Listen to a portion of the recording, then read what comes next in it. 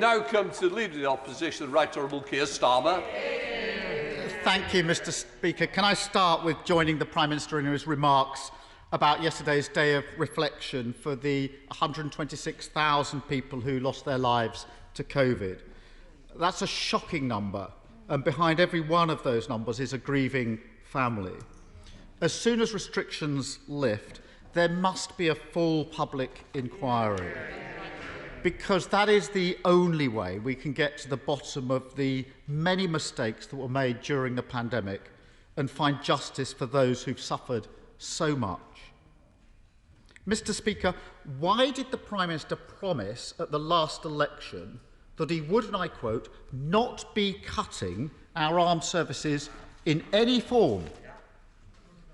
Mr. Speaker, that was because what we were going to do was actually increase spending on our armed services by the biggest amount since the Cold War, £24 billion, modernising our armed forces, keeping with no redundancies, Mr. Speaker, keeping our army at 100,000 if you include the reserves. And I must say, I take it slightly amiss from the right honourable gentleman when he stood on a manifesto to elect a man who wanted to pull this country out of NATO, Mr. Speaker.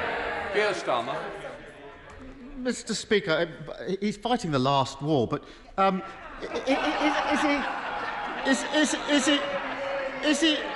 is he trying to pretend? Is he trying to pretend, hidden in that answer, that the army stands at over 100,000, the number the Prime Minister quoted there? Because it's absolutely clear from the Secretary of State for Defence's statement that I think he made here on Monday. He was absolutely clear. His words, "I have therefore taken the decision to reduce the size of the army to 72,500 by 2025. Only this Prime Minister could suggest that a reduction from 82,000 to 72,000 is somehow not a cut. But the Prime Minister didn't answer my question, which was why did he make that promise? He said, before the last election, Prime Minister, all very well looking up, we will not be cutting our armed services in any form. What did he do this week? He cut the British Army by 10,000, he cut the number of tanks, he cut the number of planes for our RAF, and he cut the number of ships for the Royal Navy. I say he, the Prime Minister didn't have the courage actually to come to the House himself to say what he was doing. So let me ask the Prime Minister a simple question. Going back to that promise before the election, did he ever intend to keep his promise to our armed forces? No. Prime Minister. Mr. Speaker, not only did we keep our promise in the manifesto last time, we actually increased spending by 14% more than that manifesto commitment. And again, Mr. Speaker, I think it frankly satirical to be lectured about the size of the army, when the shadow Foreign Secretary herself only recently wrote that the entire British Army should be turned into a kind of peace corps, Mr. Speaker, and when, as I say, the leader of the opposition stood on a manifesto wanted to elect a leader who himself wanted to disband the armed services. This is a massive investment in our defences and in our future, and it's wonderful to hear the new spirit of jingo that seems to have enveloped some of the Labour benches. They don't like it Upham, Mr. Speaker. Keir Starmer. Let's try this for Upham, because the Prime Minister might want to avoid the promises he made, but I found an interview he gave during the general election campaign. Under the headline, here's the headline, "No troop cuts. Tories will maintain size of armed forces." It then goes on to quote the Prime Minister. Boris Johnson has promised that he will not make any new cuts to the armed forces. He also promised, might want to listen to this, Prime Minister, he also promised to maintain numbers at their current level, including the Army's 82,000. Now, I know the Prime Minister's got form for making up quotes, but can he tell us, does he think the newspapers have somehow misquoted him, or does he now remember making that promise? Prime Minister. Yes, Mr. Speaker, because there will be no redundancies in our armed forces. And I said to him, if you include reserves, we're even keeping the army at 100,000. But on top of that, Mr. Speaker, we're doing what is necessary to modernise our armed forces, taking them into the 21st century, building more frigates, Mr. Speaker, investing in cyber warfare, Mr. Speaker, doing all the difficult things that Labour shirked during their time in office, including, Mr. Speaker, modernising and upgrading our nuclear deterrent, which again, half the shadow front bench would like to remove, leaving Britain defenceless internationally. Keir Starmer. Mr. Speaker, I have every respect for our reservists, but the Prime Minister is just playing with the numbers. He knows very well that the numbers have been cut. The trouble is you just can't trust the Conservatives to protect our armed forces. Let's look. Mr. Speaker, let's look at their last manifestos. These are the manifestos that those opposites stood on.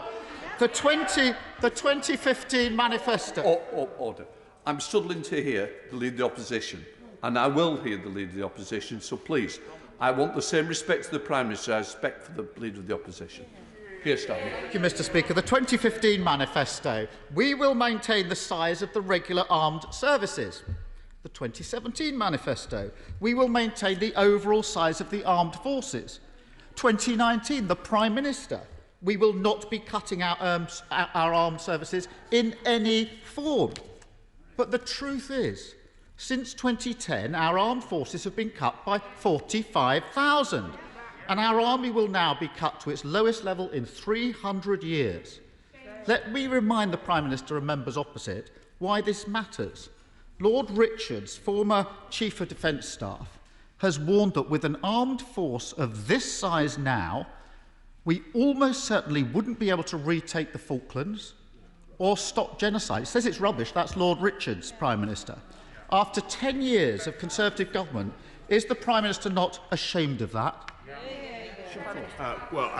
Mr. Speaker, this Conservative government is massively proud of the investment that we've made in our armed forces, which, as I say, is the biggest uplift since the Cold War. And he should look at what the NATO Secretary-General had to say about our investment, which is absolutely vital for the future success of the alliance and, indeed, for the security of many other countries around the world. A £24 billion investment in the future combat air system and use Army Special Operations Ranger Regiment, £1.3 billion to upgrade the Challenger main battle tanks, massive investment in the Typhoon squadrons, and so on. We're investing in the future, Mr. Speaker, and yes, of course, we've had to take some tough decisions, but that's because we believe in our defences and we believe that they should be more than merely symbolic. And it's the Labour Party, Mr. Speaker, who are consistently, historically, hilarious to be lectured about the Falklands, Mr. Speaker, consistently weak on protecting this country, and you heard it. It was most visible last week, Mr. Speaker, during the debate on the integrated review, when it was plain that the shadow front bench couldn't even agree to maintain Britain's nuclear deterrent. Absolutely true, Mr. Speaker. Keir Starmer. Mr. Speaker, what's weaker than making a promise to our armed forces just before the election, then breaking it and not being prepared to admit it, not having the courage to admit it? And there's a pattern here, Mr. Speaker. He promised the NHS that they would have, quote, whatever they need. Now nurses are getting a pay cut. He promised a tax guarantee. Now he's putting taxes up for families. He promised he wouldn't cut the armed forces. Now he's done just that. So if the Prime Minister is so proud of what he's doing, so determined to push ahead, why doesn't he at least have the courage to put this cut in the armed forces to a vote in this House? Prime Minister. Mr. Speaker, I'm proud of what we're doing to increase spending on the armed forces by the biggest amount since the Cold War. The only reason we can do that, Mr. Speaker, is because under this Conservative government we've been running a sound economy, and it's also because we believe in defence. We've been getting on with the job. He talks about nurses and investment in the NHS. I'm proud of the massive investment that we've made in the NHS, and actually we have 60,000 more nurses now in training, and we've increased their starting salary by 12.8%. We're getting on with the job, Mr. Speaker, of recruiting more police. 20,000 more police. I think we've done 7,000 already. Well, they're out on the streets, Mr. Speaker, at demonstrations shouting, "Kill the bill," Mr. Speaker. That's the difference. That's the difference between his party and my party. We're pro-vax, Mr. Speaker. We're low tax. And when it comes to defence, we've got your backs, Mr. Speaker. Can I just say, I genuinely mean this. I do not believe any member of Parliament would support that kill the bill. I've got to be very careful of what we say. I say we are all united in this House in the support and the protection that the police do offer us, and nobody will shy away from that. Keir Starmer. Thank you, Mr. Speaker. The question, Prime Minister, is why not put it, not have the courage to put it to a vote? That question, of course, was avoided, Mr. Speaker, like all of the questions. And we all know why he won't put it to a vote. Let me quote his Conservative MP, Chair of the Defence Select Committee, because he recognises, and he has experience and respect across the House, he recognises that this review means dramatic cuts to our troop numbers, tanks, armoured fighting vehicles and more than 100 RAF aircraft. And he goes on to say, your MP, Prime Minister, cuts that if tested by a parliamentary vote, I do not believe would pass. Not me, his own MPs. Mr. Speaker, can I say this? Because I want to turn to another issue that affects thousands of jobs in many communities across the country. 5,000 jobs are at risk at Liberty Steel, with many more in the supply chain. The UK steel industry is under huge pressure, and the government's failure to prioritise British steel in infrastructure projects is costing millions of pounds in investment.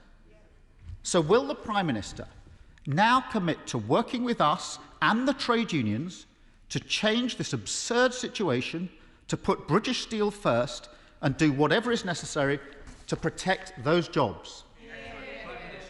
Mr. Speaker, I'll just remind, I'm of course happy to cooperate in any way, but the steel output halved under the Labour government. I share very much the anxiety of families of steel workers who work in Liberty Steel, and that's why my honourable friend, the Business Secretary, has had, I think, 3 meetings just in the last few days with Liberty Steel to take the question forward, see what we can do. We are actively engaged.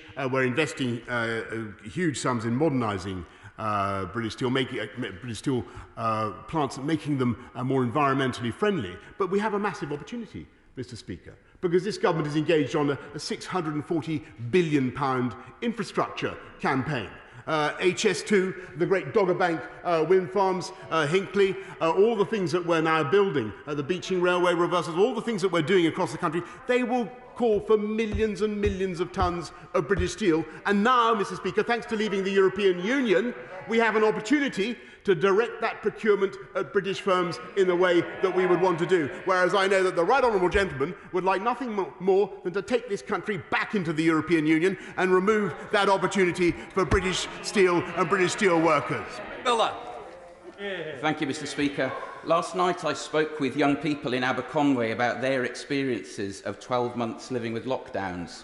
They were very articulate about the challenges they've overcome and about their concerns for their future, finding a job, moving to a new university.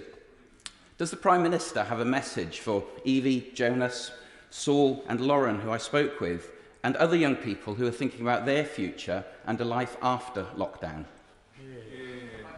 Yes, my message is just to thank them and to say for what they put up with, and to say I'm sorry about how difficult it has been for their generation. I don't think there can be any group of young people who have been put through much or who have had to sacrifice so much in our lifetimes, and we owe it to them to repair their education and to get them into work as fast as we possibly can, and that's why we've set out the £2 billion Kickstart Fund and many other schemes which I hope will be useful to his constituents.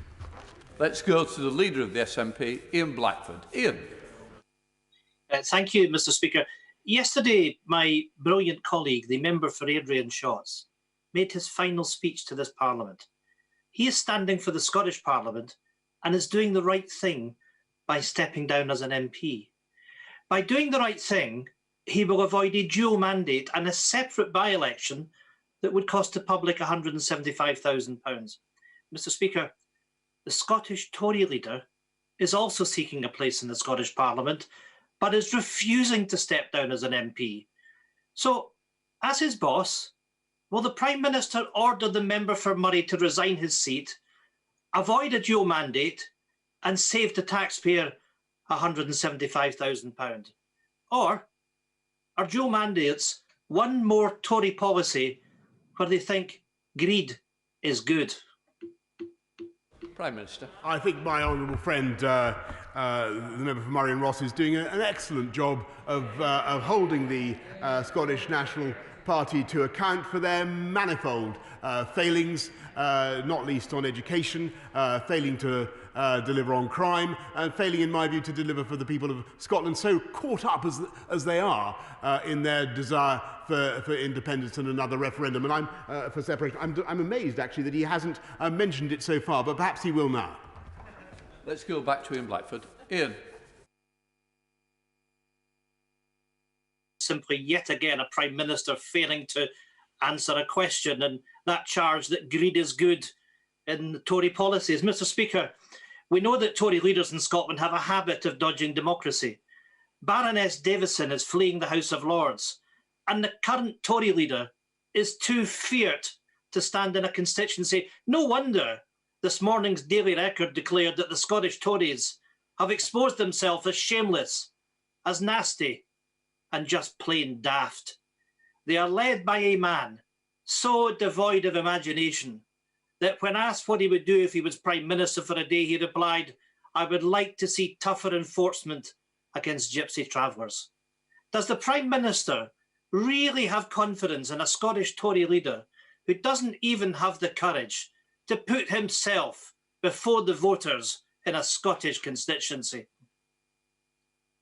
Of course, Mr. Speaker, and the right honourable gentleman represents a party that's so devoid of imagination that it can't come up with any workable solutions to help the people of Scotland improve their education, improve the fight against crime, cut taxes in Scotland where they're the highest in the whole of the UK. They're so devoid of imagination, Mr. Speaker. They're the one track record. All they can talk about is a referendum to break up the United Kingdom. That's their song. I'm amazed, actually. It's twice he hasn't mentioned it. Maybe he's getting nervous of singing that particular song. Have you know? It's rather curious, Mr. Speaker. Well, he's not coming back, is he? But next week, let's see, or after Easter, let's see if he mentions it again. Maroon Cakes. Thank you, Mr. Speaker. As my right honourable friend has already said, the steel industry is fundamental to our future in the UK, and we can't reach our net zero commitments or our infrastructure targets without steel. But Stocksbridge Speciality Steels in my constituency does have an uncertain future because of the funding challenges faced by Liberty Group. The Stocksbridge Works is a strategic asset of national importance. So what assurances can my right honourable friend give my constituents that the government will do what it takes to safeguard jobs and livelihoods and secure the future of steelmaking in the UK? I thank my honourable friend, and she's a passionate and successful advocate for her constituents and for steelmaking in this country, in which this government passionately believes. And that's why, as I was saying to the right honourable gentleman, we're supporting the UK steel industry with more than 500 million of relief, but also with huge investments to make our steelmaking more greener and more competitive. And we will do everything we can, Mr. Speaker, to ensure that we continue with British jobs for producing British steel with the infrastructure investments that I've mentioned and directing that procurement at British jobs in the way that we now can. David. The Prime Minister talks about restoring freedoms as we emerge from the lockdown. It is pushing a bill that will restrict one of our most fundamental freedoms, the right to peaceful protest and peaceful assembly. And tomorrow, he is asking for another blank cheque to restrict everyone's freedoms until September, even though we now know the vast bulk of the Coronavirus Act is not needed to tackle the pandemic. So will the Prime Minister, for once, match his actions to his words, drop these draconian laws and instead publish a roadmap to revive civil liberties and freedoms in our country? I sympathise very much with his desire to see freedoms restored. And I want to do that as fast as we possibly can. That's why we've set out the cautious but we hope irreversible roadmap that we have, which I hope that he supports. I hope the right honourable gentleman also supports, so you can never tell, Mr. Speaker. But what we also want to do is to make sure that we're able to deal with the very considerable backlog that we've faced because of the pandemic. So making sure that we have powers still to accelerate court procedures with Zoom courts, to make sure that we allow volunteers to continue to help in the NHS, retired staff to come back to the colours, powers that are necessary in education. It is important to be able to continue with those special measures for the months ahead, and that's why we've set out the bill as we have. Lucia. Mr. Speaker, my constituent Tracy Felsted is at the Court of Appeal today, along with 41 other sub-postmasters. She is seeking to clear her name in a grotesque miscarriage of justice, the Post Office Horizon scandal. The court has heard that the institutional imperative to back a flawed IT system and to convict sub-postmasters, destroying lives of decent men and women in a ruthless determination to protect the post office, come what may. Taxpayers will be picking up the bill for this multi-million-pound reckless wrongdoing. Does the Prime Minister agree with me that in order for justice to be truly done, that those responsible for this failure and its cover-up, they must be held to account? Does he agree that heads should roll?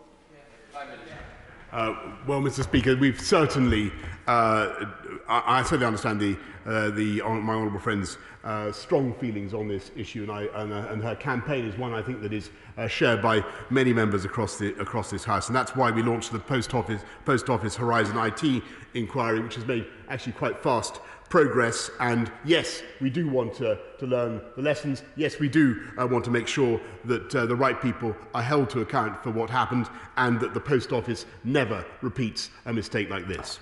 Let's go to Alan Dorrans. Alan. Thank you, Mr. Speaker, and good afternoon. Subject to certain conditions being met, the Northern Ireland Act of 1998 allows for the Secretary of State of Northern Ireland to call a referendum on Irish reunification and for Northern Ireland to leave the United Kingdom within 7 years of a previous referendum. These conditions for a referendum have all been more than met in Scotland since the independence referendum in 2014, 7 years ago. We are allegedly a union of equal nations. So why, as a Democrat, will the Prime Minister not agree to a Section 30 order enabling the democratic will of the people of Scotland to be measured? Is it because he's fearful of the likely outcome? Prime Minister. Mr. Speaker, I knew it wouldn't be long. There they are.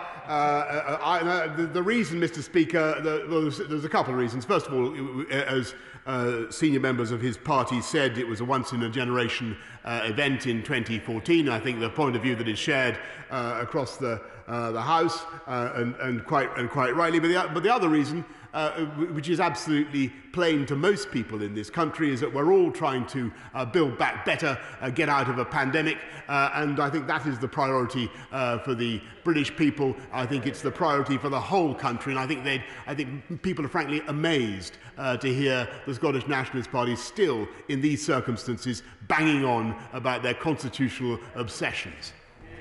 Let's go to John Long. Mr. Speaker, Scottish rugby legend Doddy Weir lives in my constituency and has been diagnosed with motor neuron disease. Doddy's foundation, the My Name's Doddy Foundation, is campaigning alongside the research community, patients, MND Scotland and the MND Association for the government to invest £50 million over 5 years to establish a virtual MND research institute. Now, I understand positive discussions have already taken place with the Health Secretary, but it's important to ensure other priorities such as this are not lost in the pandemic. Will the Prime Minister commit the government to supporting this initiative so we can work towards finding a cure to this devastating disease? I thank my honourable friend very much for raising this important question and for championing research into motor neurone disease. And I thank him also for raising the excellent work of the My Name is Doddy Foundation. And we've spent £54 million in the last 5 years towards this cause, Mr. Speaker, and we're looking now at ways significantly to boost the research that we're supporting. Let's go to Afzal Khan. Afzal. Mr. Speaker, a year into this crisis and more than 126,000 lives have been lost. Behind this staggering figure are millions grieving their loved ones. In my family, we have lost an entire generation. I couldn't hold my mom's hand as she lay dying, and I recently lost both my father and mother-in-law within just days of one another. Grieving families like mine want and deserve to understand what happened, and if anything could have been done to prevent this tragedy. So will the Prime Minister today commit to launching a full public inquiry into the handling of the pandemic as soon as current restrictions are lifted? Mr. Speaker, I want to say to the honourable gentleman that I know that the whole House shares my sympathies and my sorrow for your loss, for his loss. And we sympathise also with his entire family, Mr. Speaker. And I know that his experience is one, as he rightly says, that has been shared by far too many families up and down the country. And that is why we are, of course, committed, as soon as it's right to do so, as soon as it wouldn't be an irresponsible diversion of the energies of the key officials involved. We are, of course, committed to an inquiry, to learn the lessons, to make sure that something like this can never happen again. Can I just try and push us through to get through the list? Andrew Jones. Thank you, Mr. Speaker. On the 3rd of May, Wembley is scheduled to host the finals of the FA Vase and FA Trophy, not from this season, but delayed a year from the last one. But that date means that no fans can go, even though a trip to Wembley to follow their team is like a holy grail, especially for the smaller clubs. The MPs for the clubs involved, that's the members for North West Durham, Jarrow, Castle Point and myself, have raised this with the FA. Will the Prime Minister join us in encouraging those scheduling the matches to do all they can to move the date so that fans can attend? Yeah. I hope very much, Mr. Speaker, that the Football Association will have listened carefully to what my honourable friend has to say, and they do what they can. And I look forward to May the 17th, when spectators, according to the roadmap, may return. Ronnie Cowell. Much, Mr. Speaker. 17 months ago, Prime Minister, I stood in this place and asked you what you were going to do to get medical cannabis to children suffering from rare forms of epilepsy. And you said to me you recognised their desperate difficulties and that you would take it up personally with me. Their difficulties are still desperate, and you've not taken this up personally with me. In the interim, we've developed new medicines, distributed them around the country, given to people who need them free of charge. Why are we discriminating against these children? What are they? Are they worth less than the general public? And will the Prime Minister move to make medical cannabis available to children with epilepsy? And if you could please, Prime Minister, take this up with me personally, 5 minutes of your time today could go a long, long way.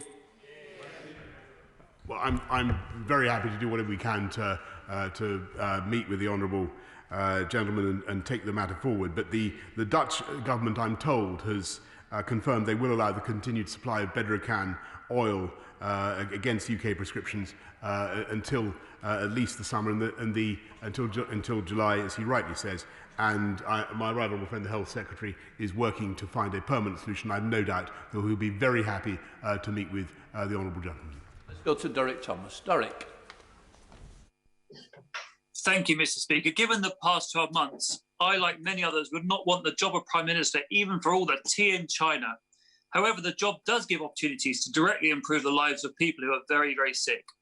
March is Brain Tumour Awareness Month, and over 100,000 people have signed a brain tumour research petition calling for the government to match brain tumour research funding with other devastating cancers. And we know through COVID that properly funded research really can bring improved care treatment and a cure. Will my friend, the Prime Minister, meet with me to receive the petition when it is safe to do so?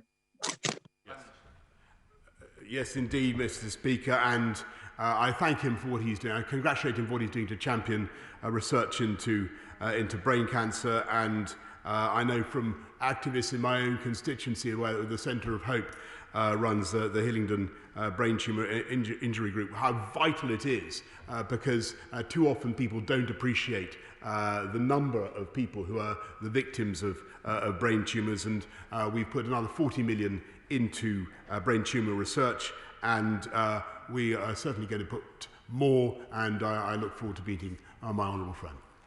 Let's go to Emma Lewell-Burke. Emma. Thank you very much, Mr. Speaker. My constituents, Ronald and Julia Sheriff's daughter, Danielle, currently lives in Gran Canaria. Last year, aged just 33, she suffered an aneurysm. Danielle remains deeply unwell, and her family are crowdfunding to bring her back home to live. They have been advised that when she does return home, she won't be eligible for the treatment that she needs on the NHS.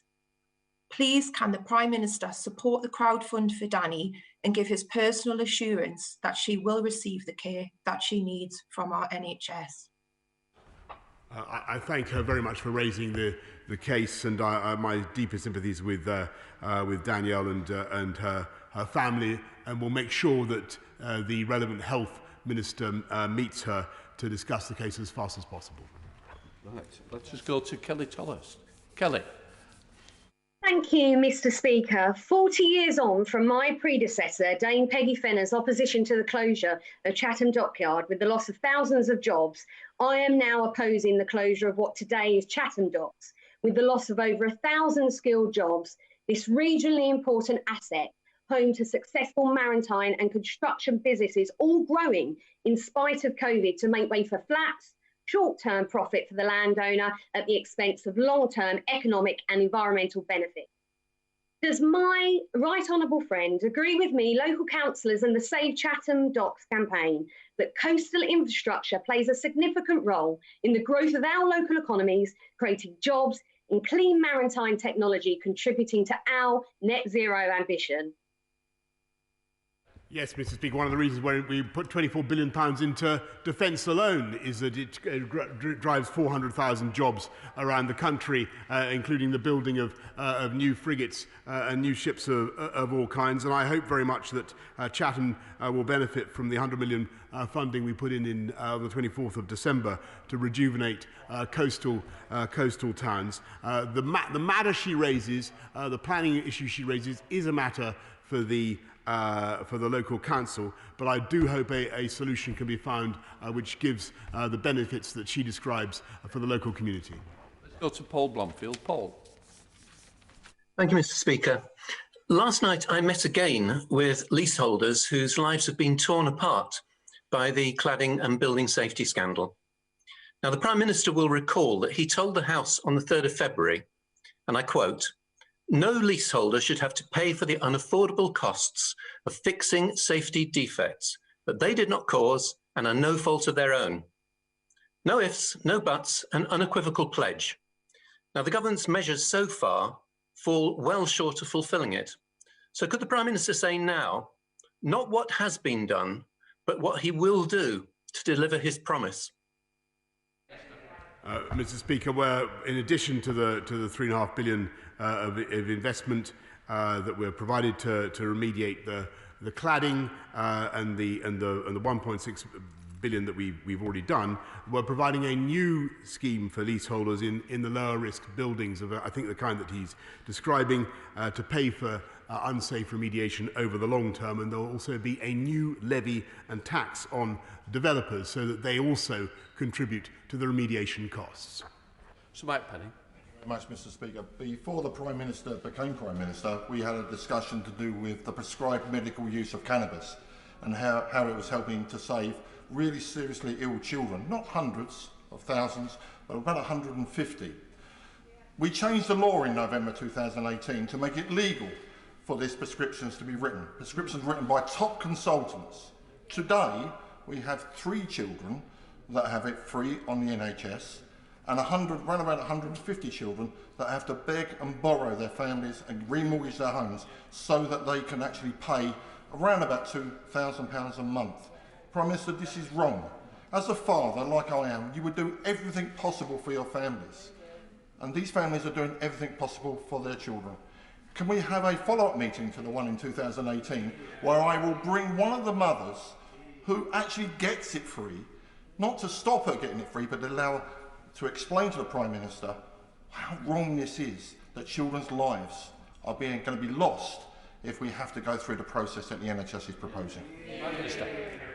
Well, Mr. Speaker, this is the second time I've asked. I thank my right honourable friend very much, and he's right to raise it, and we will make sure that we have a proper meeting with the Department of Health so that we can resolve the issue of how to make sure that the Bedrocan or the cannabis-based products that are coming from Holland, that supply can be made secure and can continue.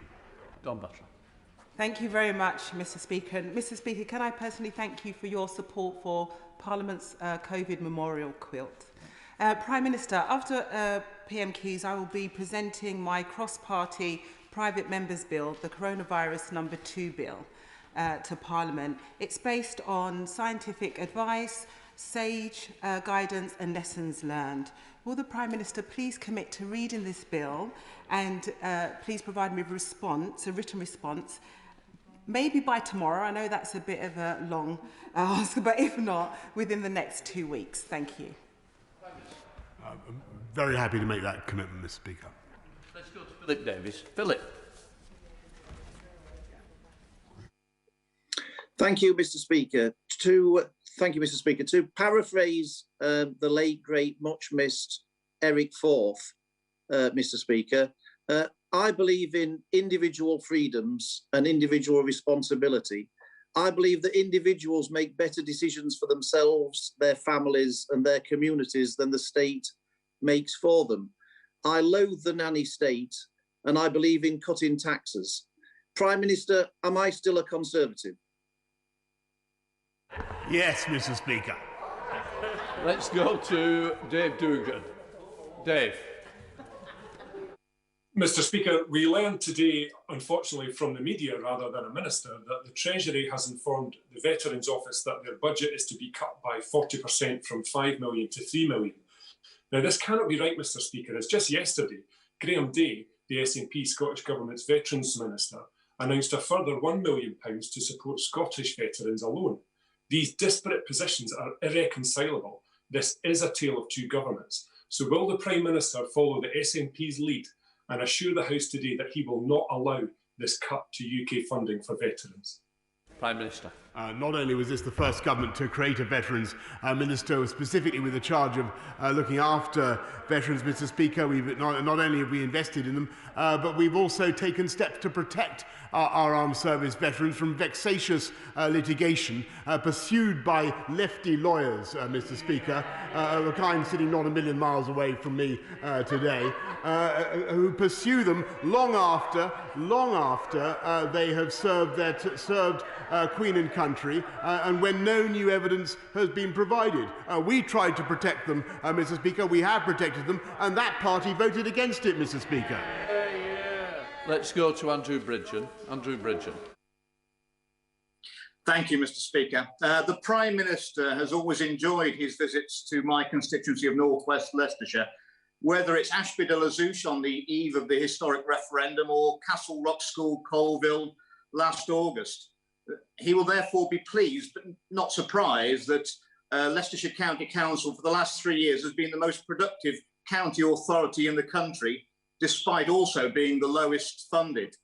Can my right honourable friend assure all the residents of Leicestershire that our Conservative-controlled County Council will imminently benefit from fairer funding and the government's levelling up agenda so that it can continue to deliver excellent public services? Yes, Mr. Speaker. I thank Leicestershire County Council for the way they're conducting themselves and for delivering value for money. And that is what the elections that are coming up in May are all going to be about, Mr. Speaker. Invariably, it is Conservatives who deliver better value, who deliver better services and lower taxes. And that is what Leicestershire County Council has done, and I congratulate them on it, and I fully agree with what my honourable friend has said. Chris Elmer. Very grateful, Mr. Speaker. The government has said that the Community Renewal Fund is a fantastic opportunity for Wales, yet Bridgend County is not listed as a priority place for the fund.